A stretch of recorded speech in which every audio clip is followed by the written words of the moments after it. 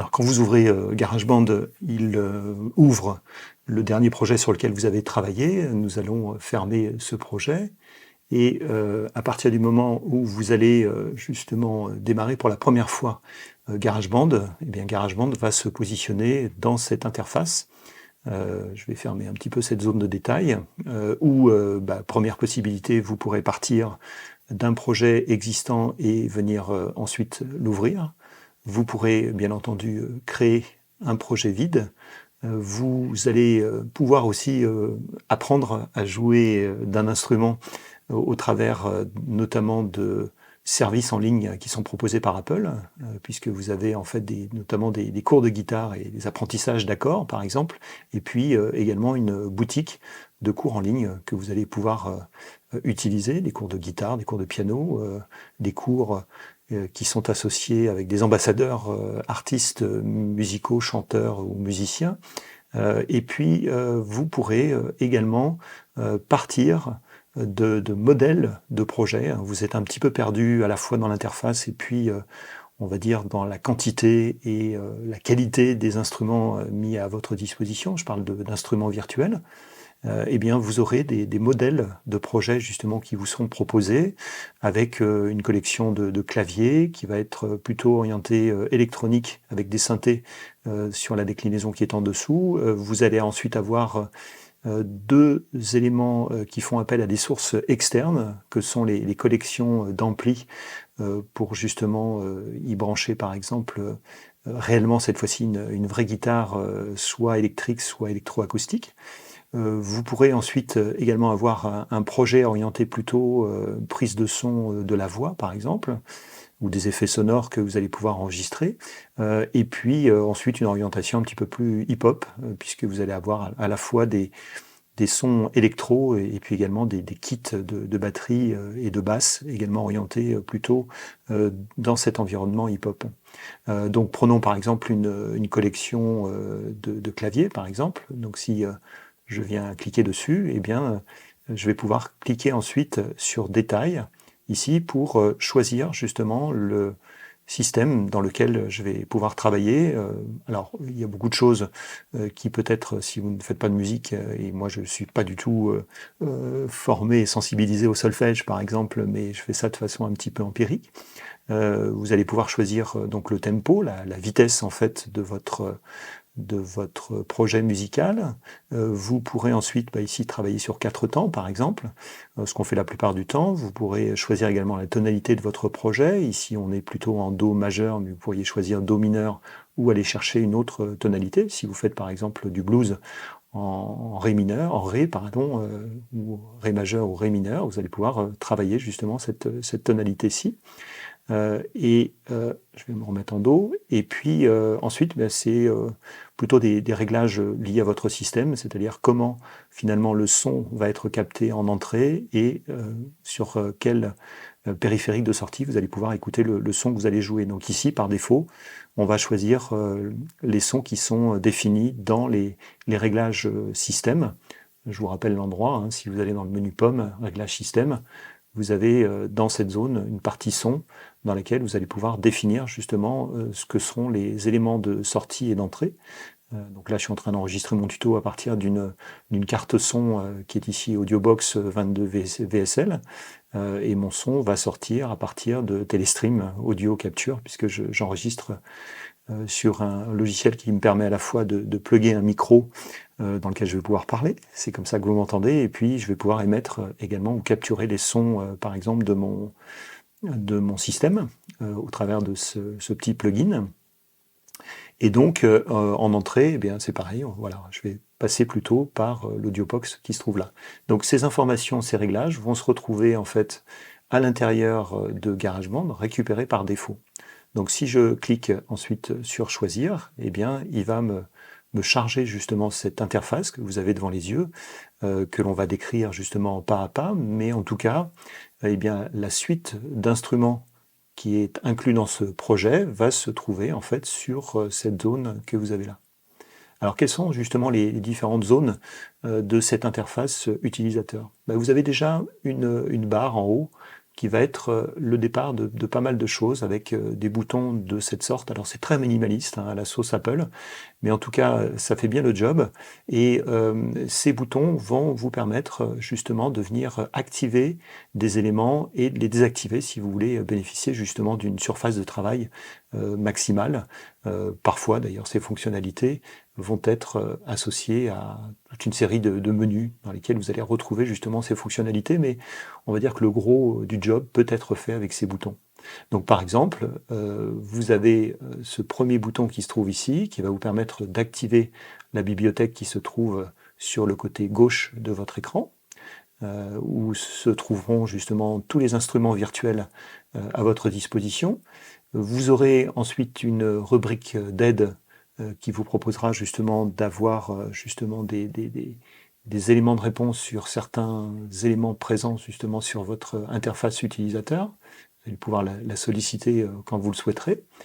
Vous aurez ensuite deux autres boutons qui se trouvent là qui vous permettront de passer de l'environnement Smart Control pour l'instrument sur lequel vous êtes à une zone plutôt d'édition, puisque là, les instruments virtuels vont vous permettre de créer ce qu'on appelle des pistes de type MIDI, alors que les instruments réels que vous allez plugger à GarageBand vont plutôt faire des pistes audio cette fois-ci.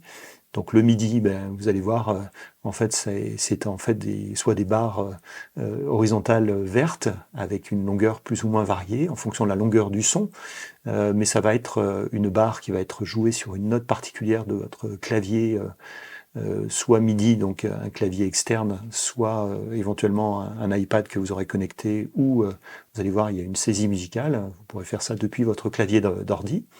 Donc ça va générer voilà, une piste MIDI.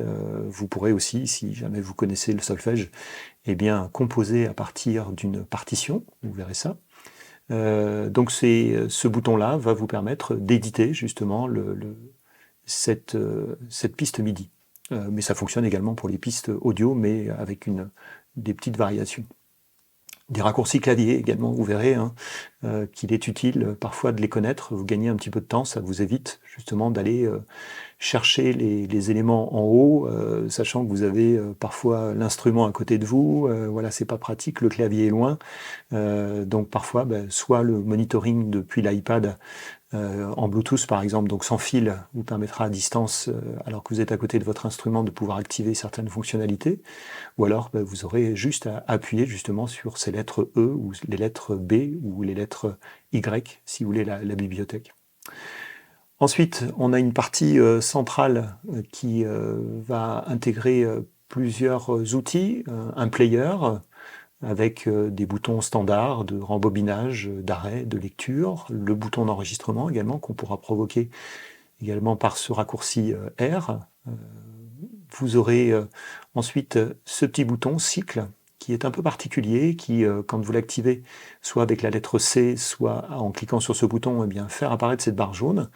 Nous décrirons bien entendu à quoi elle sert, mais globalement, comme son nom l'indique, ça va créer un cycle de travail où, par exemple, vous pourrez lire simplement une plage, donc travailler plus particulièrement à un moment déterminé de votre morceau, ou bien au moment de l'enregistrement, par exemple, eh bien, ça va vous permettre de créer soit plusieurs versions de la ligne musicale que vous êtes en train d'enregistrer, ou bien de pouvoir également faire plusieurs prises, plusieurs essais, plusieurs tentatives qui vont venir se glisser les unes sur les autres. Donc ce mode cycle est activable par ce bouton-là. Vous aurez ensuite une fenêtre d'information, mais qui peut être aussi une fenêtre de réglage, notamment pour le tempo que vous avez là, par exemple. Donc on retrouve le 120 pulsations minutes que vous avez ici au niveau du tempo, que vous pourrez régler bien entendu en allant switcher, voyez, vers le haut ou vers le bas. Donc si je veux me régler précisément, vous voyez, à 111 bits par minute, eh bien, je vais pouvoir le faire à partir de là. On va remettre ici 120. Vous pourrez redéfinir également la clé, la plage, la tonalité, pardon, je cherchais le terme, en C, en Do majeur. Vous pourrez changer également là. Vous pourrez choisir également d'afficher le temps et projet durée également du morceau sur lequel vous travaillez, simplement le temps. ou la durée. Voilà, vous avez une interface, vous voyez, qui va aussi modifier finalement la règle que vous allez avoir au-dessus. Revenons sur temps et projet. Vous aurez, si vous pluguez un instrument de type guitare par exemple, un accordeur qui va directement se connecter à la prise micro, la prise son de votre ordi. Là, en l'occurrence, je ne sais pas pourquoi ça ne vient pas s'activer, mais théoriquement, on devrait pouvoir le faire. Alors, c'est peut-être parce que je n'ai pas justement un instrument, je vais rajouter un instrument audio, guitare ou basse par exemple. Voilà. Et donc ici, bien, en fonction de la note que je vais jouer sur la corde, je n'ai pas de guitare, mais vous voyez que ma voix est automatiquement scannée en accord de A. Voilà, par exemple, j'ai fait un La majeur en venant prononcer ça. Donc le 0 va correspondre en fait à l'accordage parfait de la corde que vous êtes en train de jouer. Vous aurez ensuite deux autres boutons violets qui vont être ici une intro, donc il va y avoir que 4 temps en fait d'attendre avant de pouvoir enregistrer réellement le morceau. Donc ça vous permet d'attraper l'instrument, de vous tenir prêt, de souffler un grand coup et puis ensuite de démarrer l'enregistrement. Vous aurez un métronome également qui vous permettra de vous caler sur le temps. Alors ça c'est pas mal aussi, hein, notamment quand vous faites des enregistrements de batterie par exemple. Vous allez avoir ensuite un petit peu plus loin ce réglage global, mais vous verrez qu'il y a aussi un outil de mixage, une piste principale que vous allez pouvoir activer et qui sera bien plus pratique que ce bouton que vous allez quasiment jamais utiliser.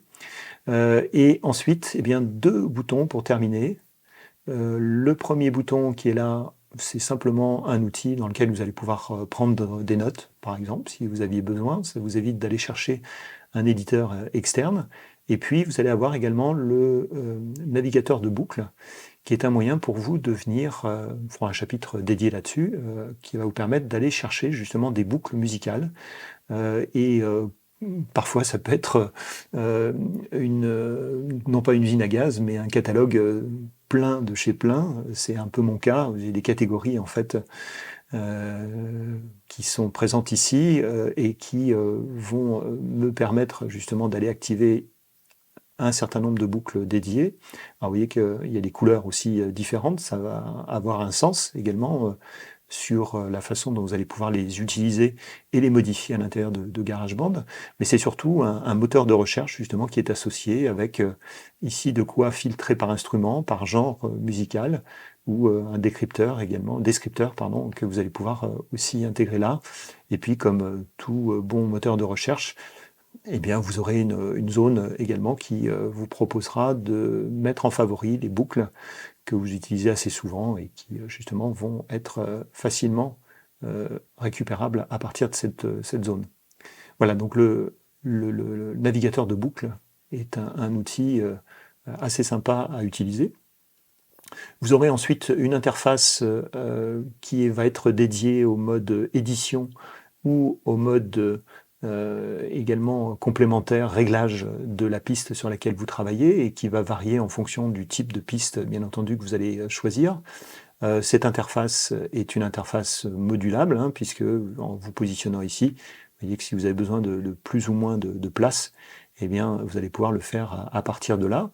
Et donc, cette interface, eh bien, prenons un projet qui est déjà fini pour justement revenir un petit peu sur des choses concrètes, puisqu'on n'a toujours pas enregistré en fait d'instruments notamment. Donc si je prends par exemple le Big Room, qui est en fait ici un drummer, un générateur qui a été fait à partir d'un générateur de batterie, eh bien quand je vais choisir un élément en particulier, je vais aller choisir cette région, c'est le nom que l'on donne justement à cette parcelle ici de son. Eh bien quand je vais venir soit activer le mode ici Smart Control ou le mode éditeur, eh bien cette interface du bas va changer d'aspect. Ici en mode Smart Control, eh bien on a accès notamment à la sensibilité du clavier, aux différents modules également qui sont associés à cet instrument virtuel, puisqu'on va le retrouver en fait en vert ici, et puis vous aurez également des effets qui vont être associés.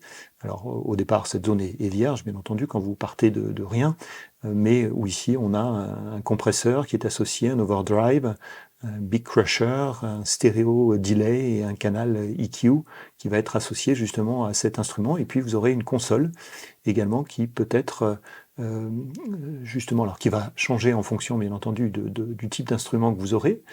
Si je me mets sur les voix ici avec un synthé Alchemy, ben, vous voyez qu'on a une interface un petit peu différente, un petit peu plus complète. Sur le drummer, eh bien, on a une commande et un equalizer justement qui sont disponibles, alors que sur le synthé Alchemy par exemple, alors je sais que c'est Alchemy parce qu'au niveau du module, vous voyez c'est marqué ici, eh bien je vais avoir un pad qui va me permettre de moduler le son, mais j'aurai aussi une commande, des commandes supplémentaires, un cut-off, un vibrato, un ensemble de choses, de réglages que vous allez pouvoir jouer justement. Nous verrons cela en détail quand nous parlerons d'instruments. Et puis un equalizer également qui est dispo ici. Voilà, donc cette interface va changer en fonction du mode dans lequel vous allez être. Je vais sélectionner une piste plutôt, une région MIDI par exemple.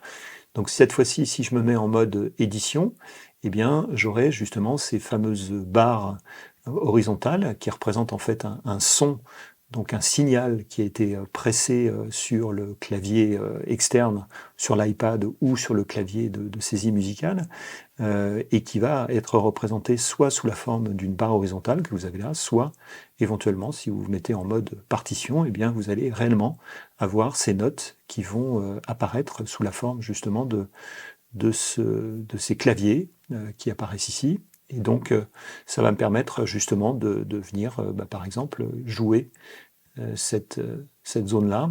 Donc, je vais pouvoir, par exemple, ici, choisir le mode cycle.